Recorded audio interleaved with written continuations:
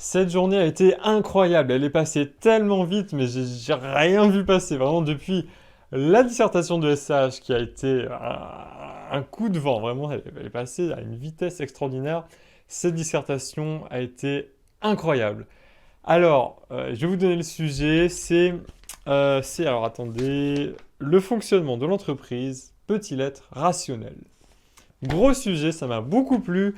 J'ai beaucoup aimé réfléchir dessus. J'ai dit plein de choses intéressantes, je pense.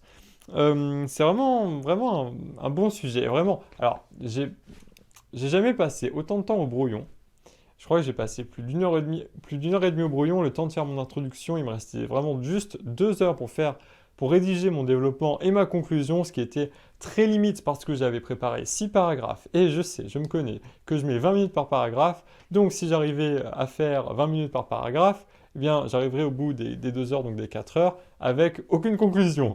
Du coup, je me suis dit, il faut que je change ça, que j'aille plus vite sur telle partie, etc. Et là, c'est vraiment du bricolage. Enfin, je sais pas si on peut parler de bricolage, mais j'ai l'impression vraiment que c'est un art de l'organisation, de l'improvisation de son temps en dissertation. C'est vraiment un truc incroyable et j'ai jamais rédigé autant depuis le concours général. Vraiment, ça c'est vrai que j'ai fait des sous-parties qui étaient 2 fois plus longues que d'habitude parce que j'avais vraiment plus de choses à dire.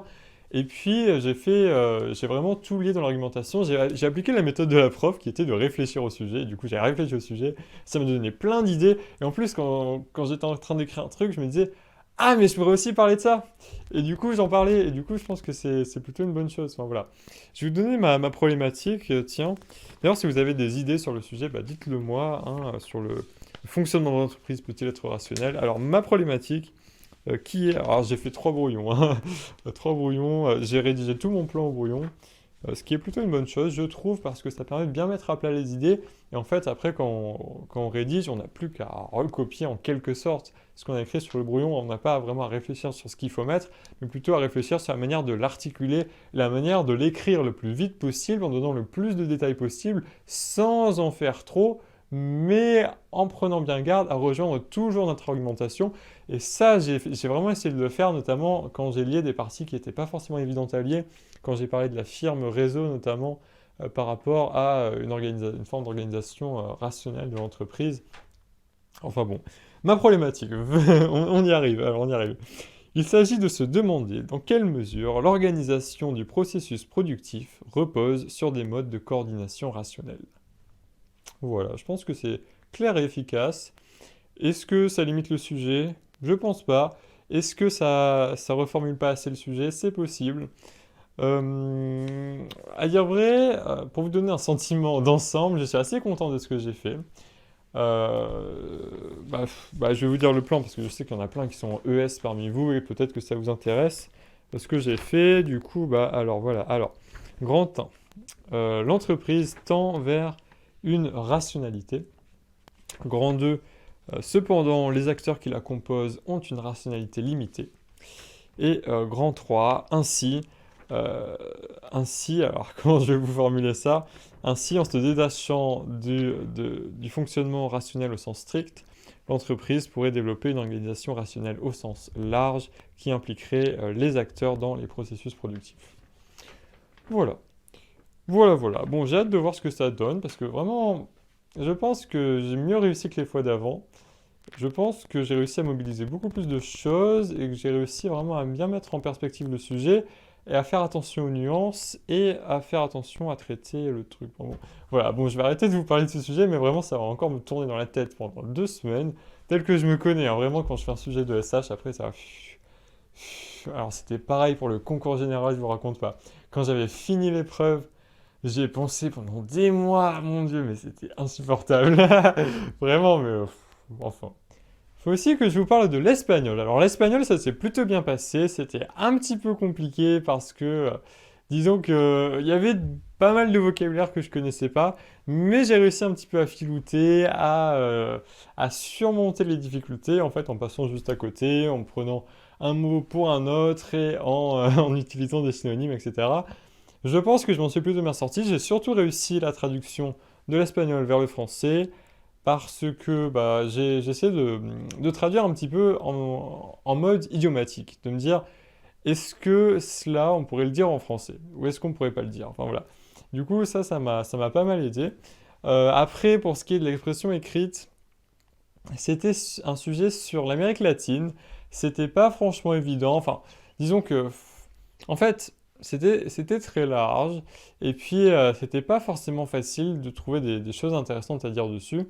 Mais bon, je m'en suis plutôt bien sorti. J'ai réussi à réutiliser du vocabulaire. Ça, vraiment, je suis fier de moi parce que le vocabulaire, c'est quand même un truc que je travaille. J'ai réussi donc à faire ça. J'ai réussi à réutiliser quelques données que j'avais appris, quelques faits de civilisation.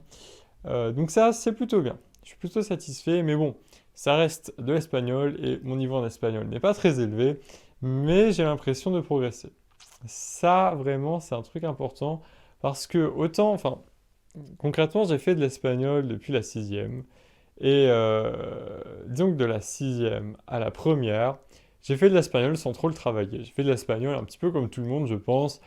Juste en me disant, bon bah voilà, ça c'est une langue, des fois c'est cool, des fois c'est pas cool, si j'ai envie de travailler, je travaille, si j'ai pas envie de travailler, je travaille pas, comme j'ai pas envie de travailler, bah du coup je le travaille pas.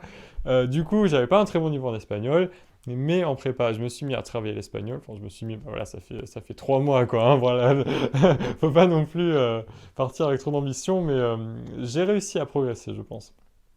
Donc ça vraiment, je suis assez fier de moi, j'ai réussi à réutiliser donc du vocabulaire, tout ça. Donc l'espagnol, pas forcément évident, il y en a qui ont trouvé ça assez difficile. Moi, je sais pas, ça m'allait. Franchement, j'ai beaucoup mieux géré mon temps qu'en anglais. Parce que, en fait, c'est peut-être un problème. Hier, je vous disais que c'était bien, mais en fait, aujourd'hui, je me rends compte qu'en anglais, quand j'écris, j'ai plein de synonymes qui viennent à l'esprit. Je me dis, bon, bah, qu'est-ce qui serait le plus stylé entre ça et ça? Alors qu'en espagnol, j'ai une seule idée qui vient à l'esprit, du coup, je vais pas réfléchir, j'ai juste à l'écrire. Et ça va beaucoup plus vite. Je sais pas trop c'est quoi le mieux. Je pense que quand même, le mieux, c'est la méthode que j'ai en anglais. Mais bon, disons que c'est pas une méthode qui vient naturellement, ça vient avec du travail. Et du coup, il faudrait que je fasse la même chose en espagnol.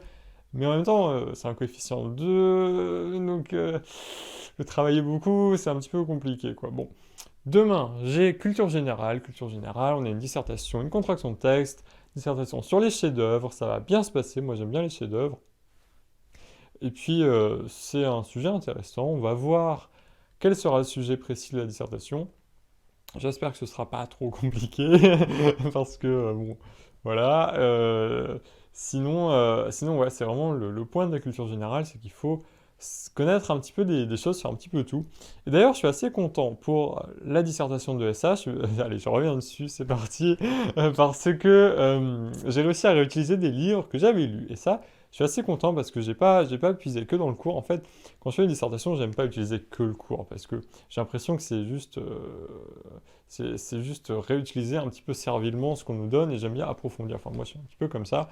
Et du coup, j'ai réutilisé des livres que j'avais lus. J'ai réutilisé Robert Linhart, je vous en avais parlé il y a une semaine ou deux, je sais plus, que j'ai lu sur l'établi, du coup, bah, j'en ai parlé à l'occasion de la critique de l'OST, des conditions de travail, etc. Bon. Et j'ai aussi réutilisé un livre que j'avais préparé. En fait, je l'avais découvert pour préparer le concours général. Ça s'appelle Working Rich de Olivier Godeschaux.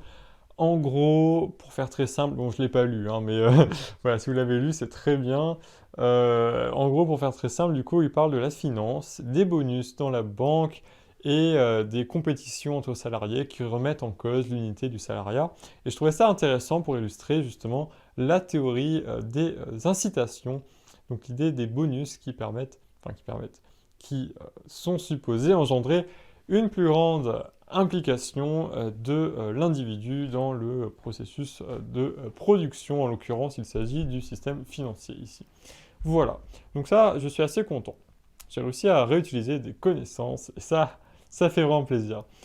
Sur ce, j'espère que vous avez passé une bonne journée, une journée sans concours blanc. Je sais qu'il y en a certains parmi vous qui ont des concours blancs. Je vous souhaite bien du courage. Et puis, pour ma part, j'ai vraiment juste envie de dormir, mais je vais réviser ma culture générale. Voilà, c'est le programme de ce soir. Et puis, voilà, c'est tout. Donc, à demain. Salut!